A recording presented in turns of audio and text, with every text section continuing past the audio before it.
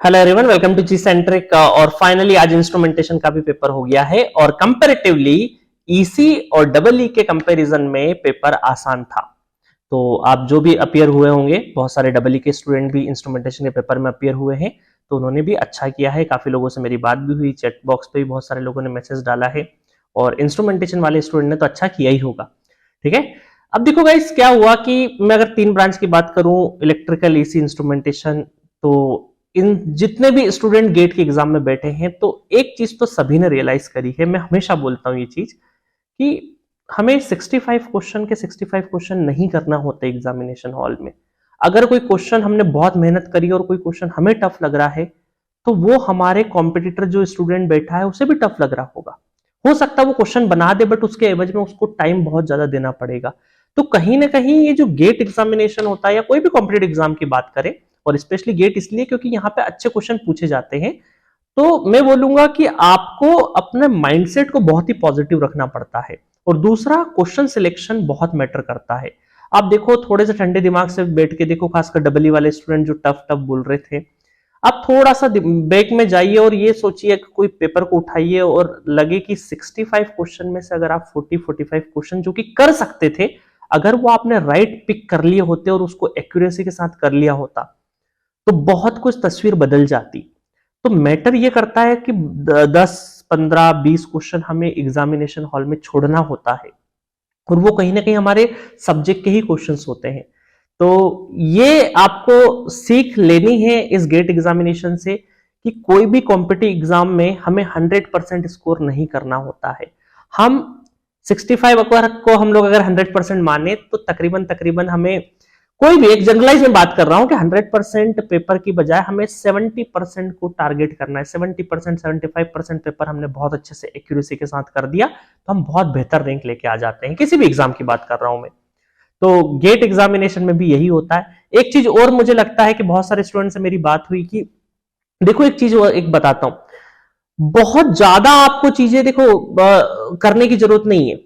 आपको बहुत लिमिटेड चीजें पढ़नी है। एग्जामिनेशन हॉल में आपको क्वेश्चन करेक्ट करना होता है, बहुत डिटेल नॉलेज की भी जरूरत नहीं होती है। कई बार हमें कुछ फॉर्मूले पता होने चाहिए, ऐसा नहीं है कि फॉर्मूले रटने बैठ गए। मैं डिटेलिंग नॉलेज की इस बात की बात कर रहा हूं कि पता चले आप एक सब्जेक्ट को 500 घंटे पढ़ लिए, है ना, तो उस सेंस में बात, वो उतनी डेप्थ नहीं चाहिए।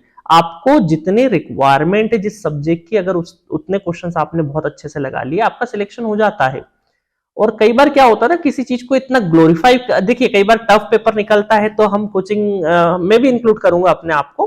और कई बार क्या होता है, कोचिंग इंडस्ट्री एक ऐसा माहौल बना देती है कि नहीं, टफ पेपर था, अब तो बहुत ज्यादा इनडेप्थ नॉलेज की जरूरत पड़ेगी तभी आपका एग्जाम निकालेगा, हमारा कोर्स परचेस करिए, वो करिए, वो करिए। बट मैं आपको थोड़ा इसका उलट दूंगा, क्योंकि ग्लोरीफाई करने की जरूरत नहीं है।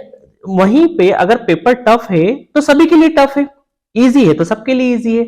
इजी पेपर होगा तो वहीं जहां क्वेश्चन आप 35 क्वेश्चन कर रहे हो, वो क्वेश्चन बढ़ के 45, 50, 55 हो जाएंगे। टफ पेपर हुआ तो थोड़ा सा कम क्वेश्चन होगा, बट मार्क्स या जो रैंक होगी वो कंपैरेटिवली होगी, है ना। तभी तो सारा कम नंबर पे अच्छा रैंक आ जाएगा ना फिर तो यही बात होती है। तो आप चीज सिर्फ 2-3 चीजों पे फोकस करिए कि पहली चीज, जो आपने पढ़ा है किसी भी इंस्टीट्यूट से पढ़े, जो आपको मटेरियल पढ़ाया जा रहा है उसको पहले चेक करो कि वो कॉम्पैक्ट फॉर्म में है कि नहीं, क्योंकि end of the day revision करना भी बहुत दिक्कत वाला चीज है। क्योंकि आप कंटेंट इतना पढ़ लेंगे जिसको आप रिवाइज नहीं करके जा सके, तो फिर कोई मतलब नहीं है। हम यूनिवर्सिटी एग्जाम नहीं लिख पाते यार बिना रिवीजन के, 3 घंटे का वो एक, है ना, एक सब्जेक्ट का एग्जाम होता है, बिना रिवीजन के उसको नहीं लिख पाते, तो गेट एग्जामिनेशन में कैसे अपियर होंगे। तो इसीलिए हम लोगों ने जी सेंट्रिक पे शुरुआत से बहुत ही कॉम्पैक्ट फॉर्म में नंबर ऑफ क्वेश्चन, जितने कॉन्सेप्ट की एग्जाम को जरूरत है उतना ही चीजें हम लोगों ने करवाया।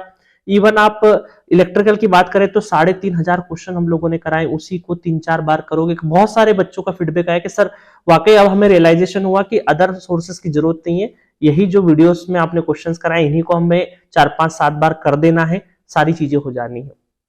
क्योंकि कॉन्फिडेंस भी गेन करना है। सारे सब्जेक्ट सिलेबस कंप्लीट करने के बाद उस सिलेबस को रिवीजन करना होता है, उससे रिलेटेड टेस्ट लगाना होता है, कॉन्फिडेंस गेन करना होता है, इन सारी चीजों पे रहता है। और हमेशा क्या होगा, कोई भी एग्जाम चाहे 4 साल बाद दो, 10 साल बाद दो, हमेशा 100% सिलेबस नहीं होगा, कुछ ना कुछ छूटा हमेशा रह जाएगा। तो 90-95% भी आपने बहुत अच्छे से कर लिया ना, तो बहुत कुछ अच्छा कर ले जाओगे। और बिल्कुल डिप्रेस होने की जरूरत नहीं है। एक एग्जाम हुआ है, लाइफ में होप नहीं खोना है, आप बेहतर बनेंगे, मेहनत करते सीख जाएंगे ना एक बार, तो जिंदगी में कुछ ना कुछ अच्छा कर लेंगे। और 2023 का जो स्कोर कार्ड आएगा, 2024 का, ये 2 साल बहुत इंपॉर्टेंट है।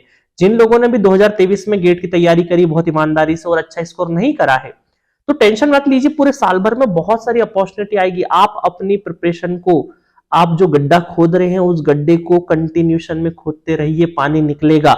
ऐसा नहीं हो जाए कि अलग गड्ढा खोदने लगे, अलग स्ट्रीम में स्विच कर जाएं और फिर पता चले 4 गड्ढे खोदे और कहीं से पानी नहीं निकले।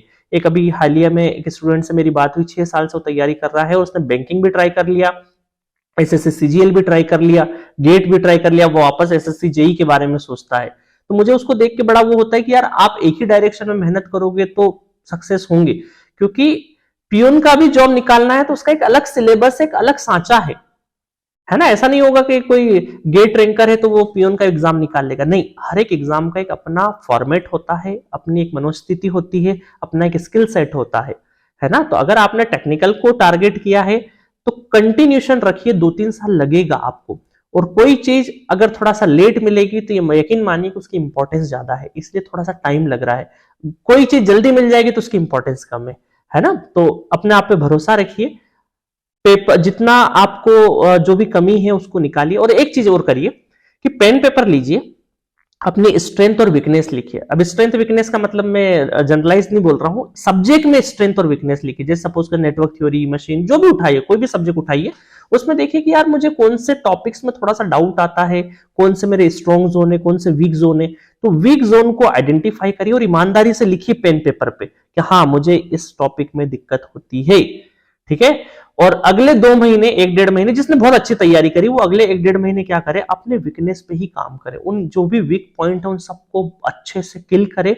और क्योंकि पूरे साल भर में बहुत सारे एग्जाम्स होंगे, जो 1 साल 2 साल से तैयारी कर रहे हैं उनके लिए बहुत अपॉर्चुनिटी आएगी, तो उन अपॉर्चुनिटी के लिए पहले से रेडी रहिए, ठीक है। ऐसा नहीं हो जाए कि 15 दिन पहले कोई नोटिफिकेशन निकल रहा फिर आप तैयारी करने बैठे, है ना। रोने से कुछ नहीं होगा, माथा पकड़ने से भी कुछ नहीं होगा, चीजें हमें आगे बढ़ानी पड़ेगी, आगे बढ़ना पड़ेगा। तो चीजों को लेके ठीक है, दुख मना लिया, 1-2 दिन मना लिया, ठीक है, सारा चीज हो गया, अब गलतियों से सीखें और आगे बढ़े।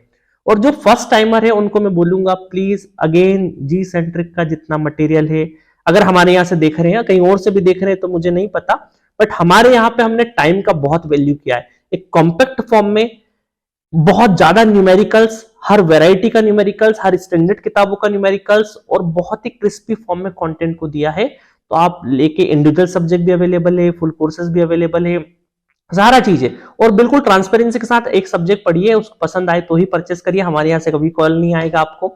और आपने जितना प्यार दिया इसकी वजह से ही हम लोग जी सेंट्रिक एक अफोर्डेबल, एक स्ट्रक्चर तरीके से, एक कॉम्पैक्ट फॉर्म में सारी अच्छी अच्छी इंफॉर्मेशन आप तक पहुंचा रहे हैं, ताकि आप 2 घंटे पढ़ाई करें ना तो फ्रूटफुल रिजल्ट आए उस 2 घंटे का, कि हाँ मैंने 2 घंटे पढ़ाई करी है हमारे प्लेटफॉर्म पे, तो वहां से कम 2 नंबर, 3 नंबर, 4 नंबर का एक आउटपुट निकले।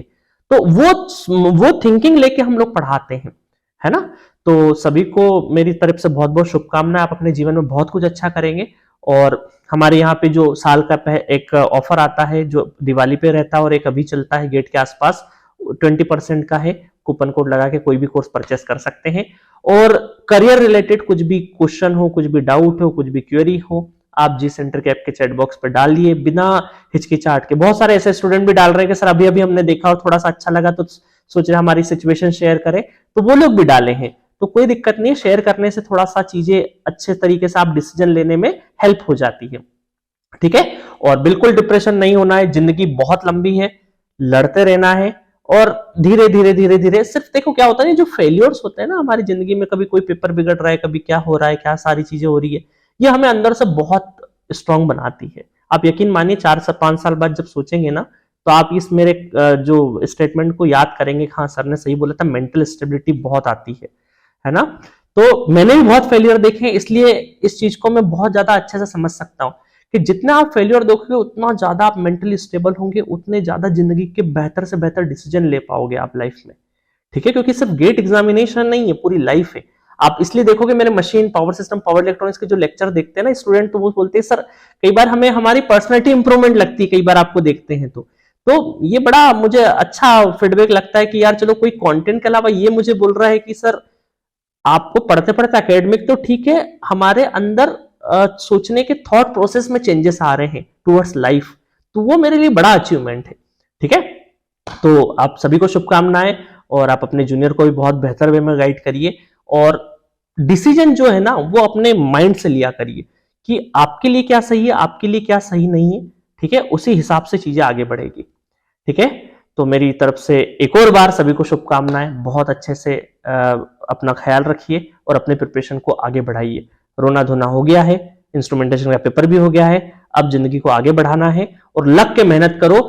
2 साल है ना, एक जिसने 2 साल बिगाड़ दिए हैं, मैं बिगाड़ना तो नहीं बोलूंगा, सही, जिसने इन्वेस्ट किए हैं 30% पहुंचे, 40% है, कल 50 पहुंचेंगे, कल 6 परसों 70 पहुंचेंगे, तो कभी ना कभी आगे बढ़ते ही रहेंगे, बट कोशिश करना नहीं छोड़ना है। और स्विच, जो फील्ड स्विच करो तो काफी ध्यान से स्विच करना कि हाँ मैं बिल्कुल ही नहीं कर पा रहा तो ही स्विच करें, अदरवाइज आप कंटिन्यूशन में रहिए, जॉब निकलेगा। मैं पिछले 7-8 सालों से देखता आया हूं, जो कंटिन्यूशन लगा हुआ है उसका जॉब कहीं ना कहीं लग जाता है ना। तो हमें 10 अलग अलग गड्ढे नहीं खोदना है, एक ही गड्ढे को 10 बार खोदना है, क्योंकि पानी वहीं से निकलेगा। ठीक है, okay, thank you, all the best, good night.